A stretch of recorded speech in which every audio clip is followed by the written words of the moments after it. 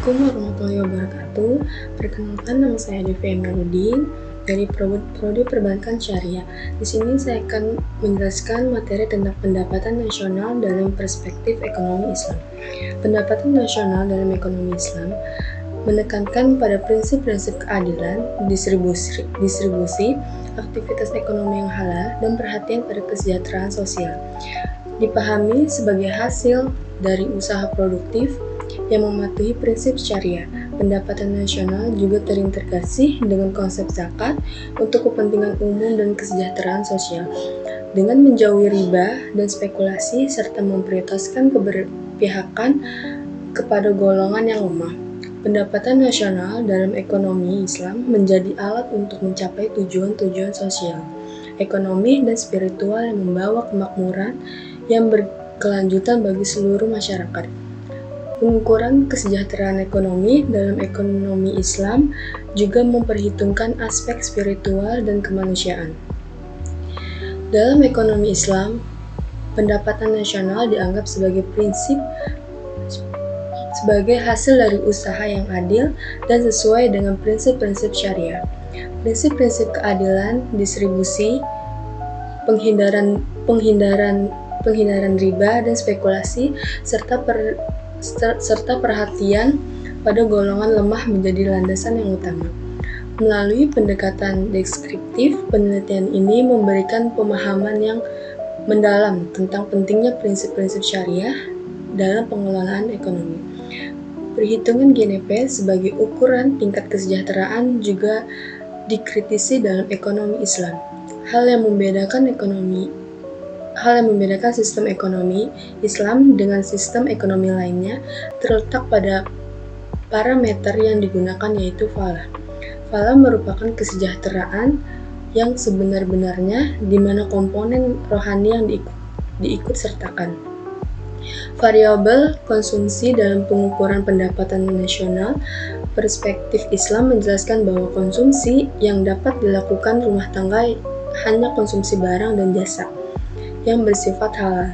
Dalam ekonomi Islam juga menjelaskan agar tidak melakukan pemborosan atau berlebihan, tidak menganjurkan kemewahan, kemegahan, dan kemubaziran.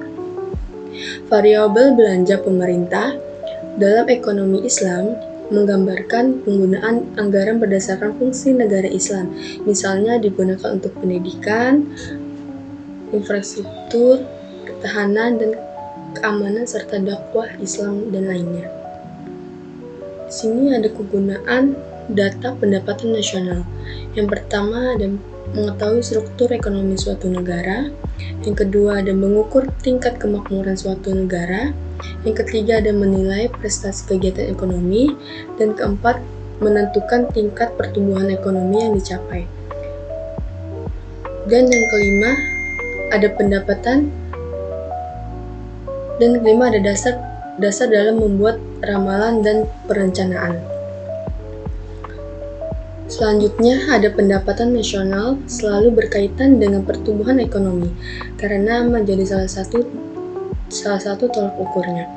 Kedua, memiliki tujuan yang sama, yaitu meningkatkan kesejahteraan masyarakat.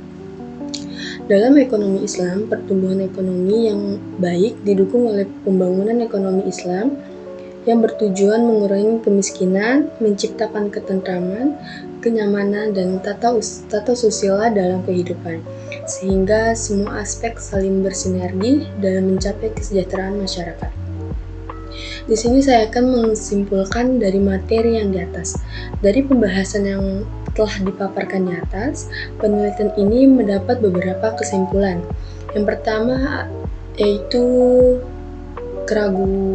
keraguan dalam perhitungan GDP real sebagai ukur tingkat kesejahteraan. GDP real tidak mencakup produksi yang dikonsumsi sendiri, bencana alam, litim, dan polusi. Yang kedua ada pendapatan per kapita. Bukanlah satu-satunya tolak ukur kesejahteraan karena pendapatan dalam suatu wilayah yang belum merata. Yang ketiga ada variabel dalam pengukuran pendapatan nasional, memiliki peran masing-masing sesuai dengan syariat Islam. Konsumsi investasi dan belanja pemerintah yang digunakan untuk barang dan jasa yang halal. Jika pertumbuhan ekonomi baik, artinya pendapatan nasional juga membaik dengan pemerataan pendapatan di setiap wilayah. Penelitian ini terbatas pada pembahasan secara teori pembanding antara model perhitungan pendapatan nasional Islam dan konvensional. Diharapkan untuk peneliti selanjutnya dapat menetapkan secara real implementasi perhitungan pendapatan nasional yang diterapkan di negara lain. Itu saja materi yang saya akan menjelaskan. Kurang lebihnya mohon maaf dan terima kasih. Wassalamualaikum warahmatullahi wabarakatuh.